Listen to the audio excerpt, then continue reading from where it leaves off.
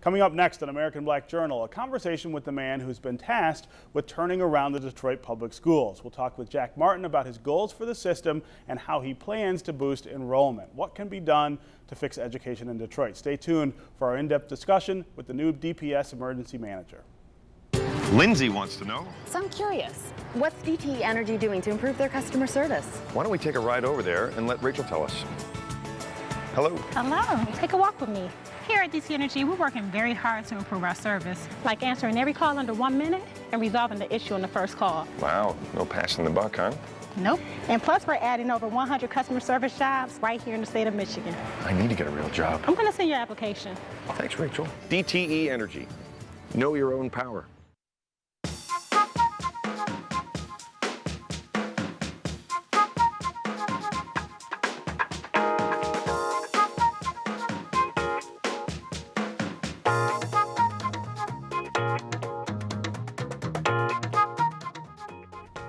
Welcome to American Black Journal. I'm Stephen Henderson. The Detroit Public Schools recently got its third emergency manager since 2009. Governor Rick Snyder appointed Jack Martin, the former CFO for the city of Detroit, to the post. Martin succeeds Roy Roberts, who stepped down this summer. Although Roberts did make some progress in turning around DPS, Martin still inherits a school district with a rapidly shrinking enrollment and continued heavy debt. We're pleased to have DPS manager, or emergency manager, Jack Martin with us today on American Black Journal. Welcome to the show. Thank you. Glad to be here. So let's start with this. You guys have a very ambitious plan to boost enrollment by 5,000 students by the beginning of school, which is just about a month away. I'm a parent in the city. I've got two little kids who go to elementary school. Sell me on why I would want to put them in a Detroit public school. Well, first of all, I think Detroit has some very excellent schools.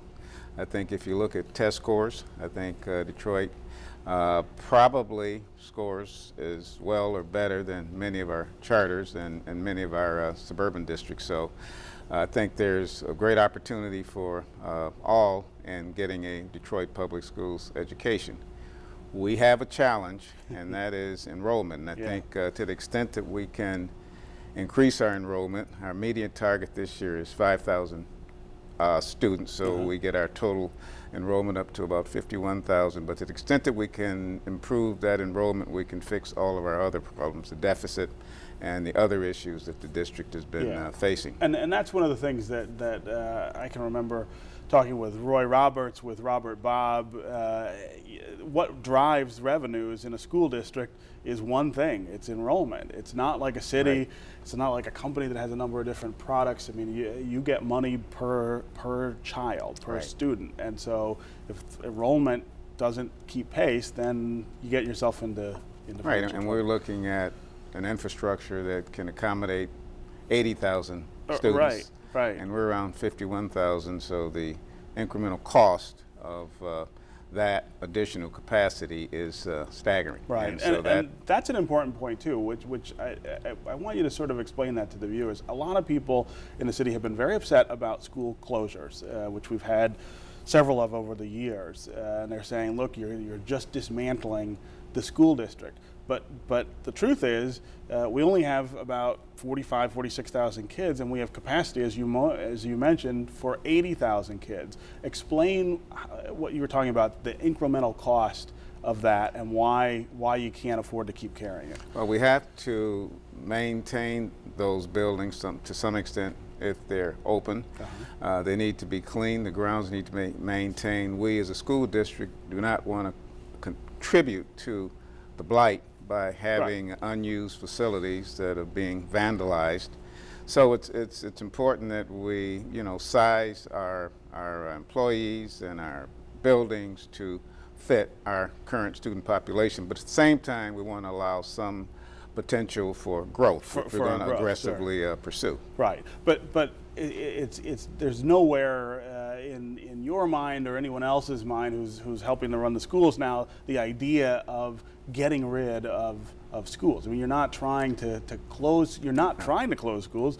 You're put in a position where you have to. You have to in order to maintain the other facilities and to ensure that the kids get a good education. We can't spend money on facilities that are not in use, pay the utilities, pay to heat them, pay the Right. water bills and Right. the like. Right. So let's talk about your challenge as you step into this job. As I mentioned in the open, you're the third emergency manager in DPS since 2009. That's 4 years now that the system has been under emergency management. I think any fair assessment says it hadn't gone that well, that the district is still struggling quite a bit. A lot of people are saying the state's got to start bearing responsibility for that. The state has had oversight of Detroit Public Schools for a lot of the last decade, even or 2 decades. What's the plan? What's the plan from the state to return this system to some stability? What's the plan to return it to a democratic oversight? 4 years is a long time without us being able to control that locally. Well, I really can't speak to what the state's plan is, what the governor Sure. plans to do. My goal is and wish is that I would be the last emergency manager. Right? That is what I am targeting. We need to get the deficit under control, and we need to continue, as Roy and his team did, to improve the academic performance with MEP scores improving and dropout rates being reduced, graduation rates being increased. So I think there's been progress, but there's much, much more we need to do. Right. And I'm going to do my best to, if I can, to be the last emergency manager. Right. Why, in your opinion, has it taken so long for us to get to the point where we can even be talking about being done with emergency management? What have been the challenges that we Well, haven't I been think able to what solve? you've seen, not unlike the city of Detroit, enrollment decreases Sure. in the schools, population loss in the city. Right. And I think they sort of go in hand, a shrinking tax base, so the revenue's not there to do a lot of things that we need to do for the city. And so it's kind of problems feeding on themselves that many other cities and school districts are facing. So we're not facing the alone. same thing, right. It's Detroit's highlighted. DPS is highlighted because of its size, but you've got smaller districts, as you read in our papers, and smaller cities that are in equally bad shape. Right, right. So as you start this job, I mean, you come in sort of midstream. Roy Roberts had a lot of stuff going, a lot of pots on the burner. You continue in the same direction? I'm going to pretty much follow Roy's direction. I think they put together, he and his team, an excellent strategic plan. Uh-huh. And he and his team have come up with numerous initiatives that I think we just need to follow. As things develop, I'll probably make some changes, like I would want to maybe open up more dialogue with the academic community, working with the deans of colleges of education. I'd like to highlight more, what DPS is doing with respect to school safety. I think DPS and the city of Detroit both get a bad rap in terms of just how unsafe Sure. We are here. I've said many times that I lived in Toronto, Canada, and I've lived other places, and I've had more crime, perpetrated against me in those In other places places, than ever sure. in the city of Detroit or Metro Detroit. Right. So we've gotten a bad rap over the years. It's hard to, I think, shed that reputation, but sure. we're going to try to get the word out that DPS schools are safe, and we're going to try to make them safer. We're going to work with, to the extent we can, with gangs, and Sure. meet with these young people to try to get them to help us in educating their siblings and neighbors. Right. Would you say that the problems that the district faces now are more financial or more academic? I mean, which is the For me, I'm looking at probably giving equal weight. Okay. I think progress has been made on both fronts through Roy and his team, Uh-huh. and so we want to build on that. The academic side, as I said, I want to work with some of the leaders in higher education to look at best practices, have them look at what we're doing, what we might be doing better, and I'm sure there are different schools of thought on how you best educate kids, Sure. but I want to hear from as many folks as I can to ensure that we're doing all we can to make sure these kids finish school with a good education, and that we're closing the achievement gap that exists not only for the Troy Public Schools, but for the country as a whole. You know, we've got our 11th graders in terms of math and science that are probably, of all the Western industrialized countries, we're just about at the bottom. I think only Spain and Portugal do worse than we do. Right. And Nationally. Internationally, worldwide, right. and we spend more money. Right. You know, so Right. that's a kind of an achievement gap that I think the country needs to address it, and I view what we're doing at DPS as part of fixing the national education problem in this country. Right. One of the things that Mr. Roberts sort of innovated was this sort of special category of schools that were going to be run by boards the way charter schools are. The one that immediately comes to the mind is the Detroit School for the Arts, for example, given more autonomy. Where is that? I mean, we're still, it's pilot. Yeah. And I'll be meeting with folks that have that responsibility, I think, tomorrow. You know, it's we are committed to the pilot. We think it's fundamentally a good idea, something we need to look at. I think it's been tried and probably successfully implemented in some other jurisdictions. Yeah. So we're looking at it. Yeah. But those are DPS schools, and I think we need to probably better define the roles of our governing boards. Right. And that's tough, right? I mean, Right. it's new, and it's very different from the way we used to do things in Detroit. I mean, I would imagine that they're hitting some bumps in the road. They have to be already. Right. So it's there's some bumps. We're going to try to work them out. Yeah. Yeah. But as I said, it is a pilot, and we will, you know, at the end do what's best for the students and parents of the Right. Detroit Public Schools. Do you anticipate more innovative things like that? No, not. I don't. You know, what I anticipate and hope we'll be able to provide is whatever best practices we can identify in Michigan, Right. any place in the country, any place in the world. Right. We want to look at to see how consistent we are with those best practices, and if there are things we can do better that will more ensure that these kids get a good education. Yeah. What about the Education Achievement Authority? We saw the first year of that sort of debated pretty hotly by some members of the community who feel like, look, that's taken our schools away from us and putting them in someone else's hands. Certainly the results, though, that they've reported the first year suggest that there's some progress happening in schools that for so long had almost none. What, in your mind, is the relationship between DPS and EAA? Are those schools that should come back at some point into the DPS fold? Well, you know, I guess if their performance levels improve, you know, if they are beyond the threshold where they need to be EAA schools, then I would imagine that they would come back. They'll come back into DPS. And I've not met with the chancellor yet, and I've not exactly, I have not familiarized myself with the regulations or rules that we're participating with the EAA. But I don't, you know, we don't intend to, you know, surrender anymore. I mean, unless I get higher direction. Right, right. Well, we're trying to raise the enrollment in DPS schools, and that's my primary focus. So, right. Well, I mean, one way to look at it is those are kids who are, you know, you don't get money for in your system, which exacerbates that problem we were talking about initially. But you know, we've got DPS kids in schools throughout the suburbs.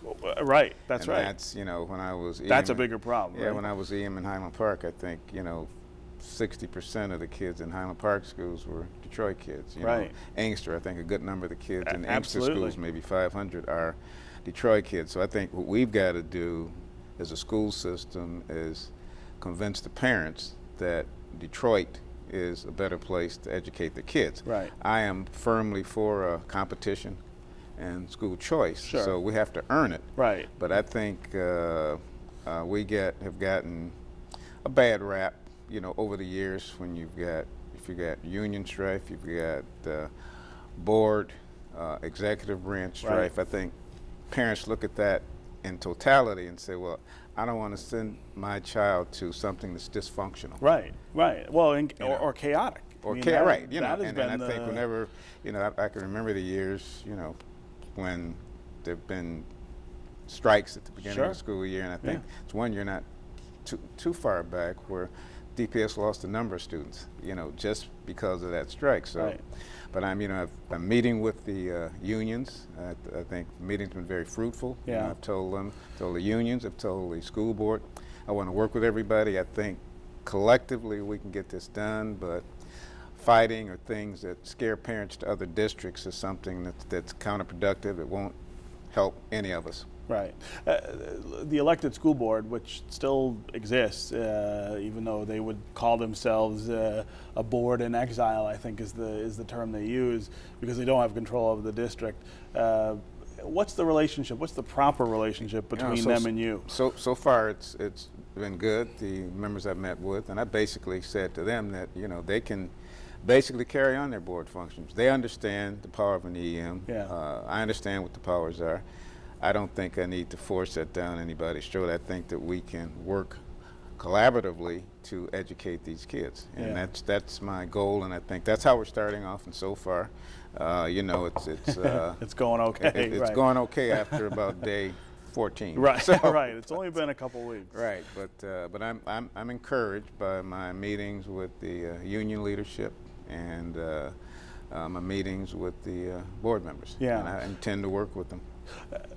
What's the process, do you think, of attracting those kids back to DPS who've gone to the suburbs? I think programming, we're going to add art and music to our middle schools. Okay. And, Really? Is that? I think that's one of the things parents have asked for. I think parents Absolutely. are always concerned about safety, so we want to make sure we get out the word that DPS schools are safe. I think there have been a number of initiatives, programs that exist in Detroit Public Schools related to safety that just have not been chronicled. So Sure. we want to get the word out, let them know that we will have patrols, cars, walking patrols, and you know, our DPS Police Department, you know, are very responsive. So we want to let people know that you know, the perception is that we're not safe. We want to change that perception. When you talk about these other districts, I mean, in a lot of cases, Detroit parents have their kids in districts that perform worse than DPS. Why do you think that's I true? think, you know, when I was with in the charter business in Ohio, you know, I would meet with at board meetings with parents, and we would meet, and our charter schools were being beat up by the Cleveland Plain Dealer, I believe it is, weekly about academic performance in our charter schools. And the Cleveland Public School down the street performed about the same. And I'd ask the parents, well, why are you, you know, sending your child to us? We're not doing any better in Cleveland Public Schools. And the answer was almost universally perceived safety. Safety. So Yeah. that you feel like that's the that hurdle for a yeah. lot of families. Right. But even there, I mean, the perception is somewhat different from the reality, right? Yeah, that's my point. Yeah. And I firmly believe that. Yeah. So we're going to be opening, I think, 42 new pre-K classrooms. Okay. So Around the city. Around the city, and we hope that, you know, I think historically, frequently kids have been in these pre-K programs, but we don't keep them But in you the don't keep districts. them in right. the- So yeah. we're designing programs that will hopefully keep most of these kids in DPS. So Right. arts and music and these are athletics. We want to, you know, golf and tennis and the things the kids like to do. We're out as we speak asking for, you know, help from the corporate community to help us do some of these things. Right. And these are programs that parents will find this fall. Yes, When they they're when they being show up? being implemented as we speak. Okay. Yes.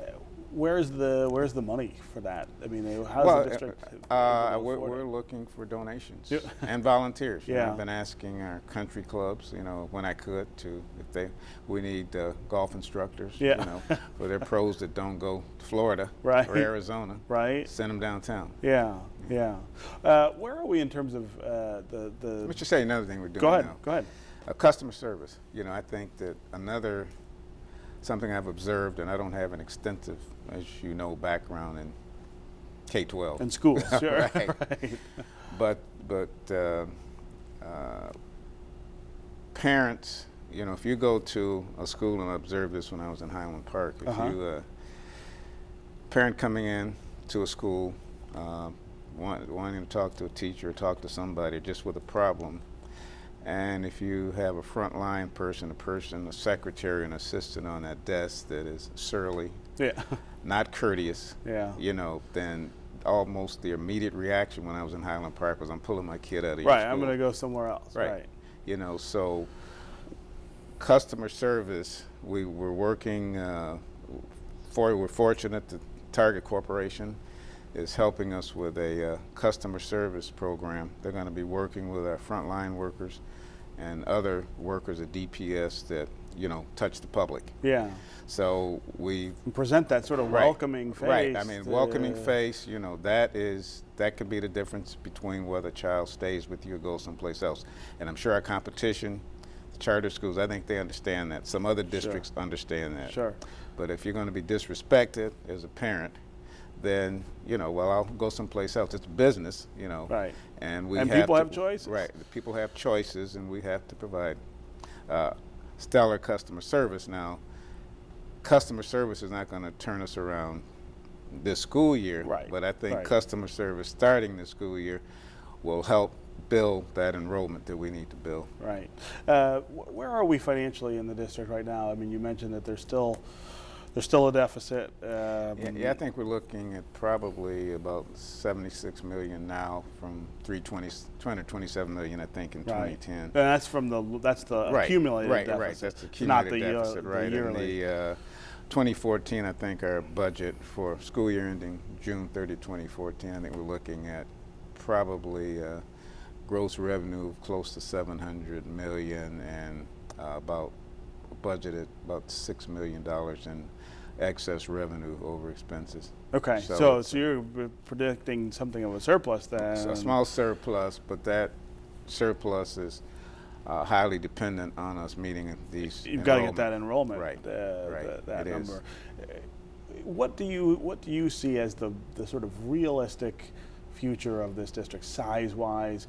Is it 50,000? Is it 75,000? I mean, it's a much smaller city than it was. Yeah, that's you know, I guess I really couldn't speculate on that. What I would say is that I think we can do much better.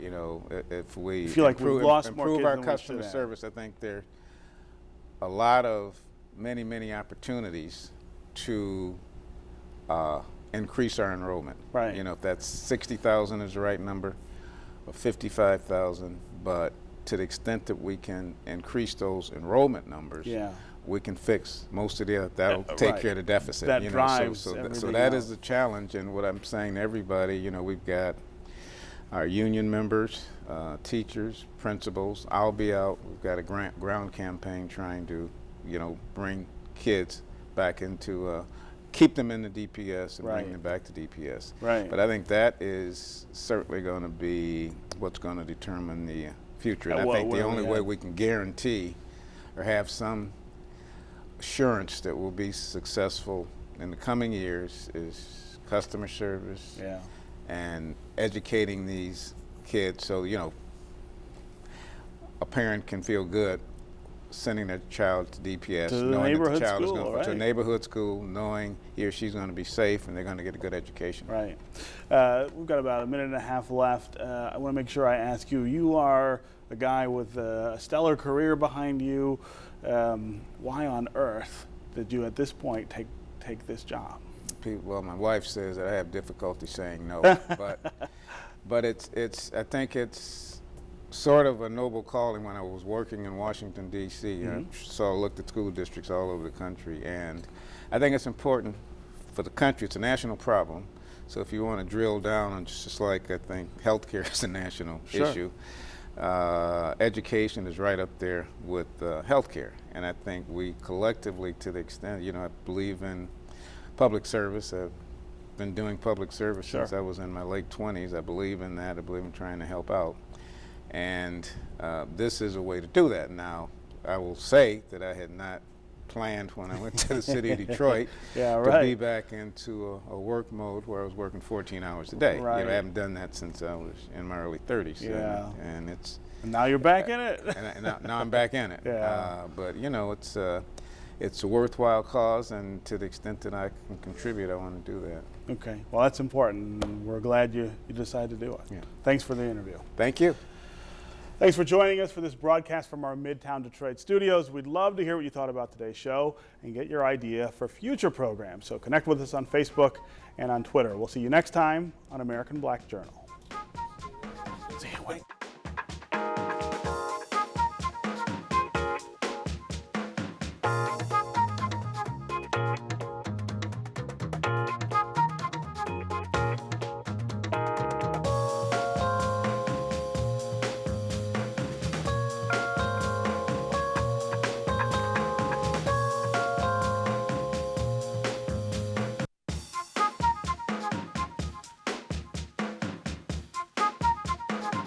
Lindsay wants to know, So I'm curious, what's DTE Energy doing to improve their customer service? why don't we take a ride over there and let Rachel tell us?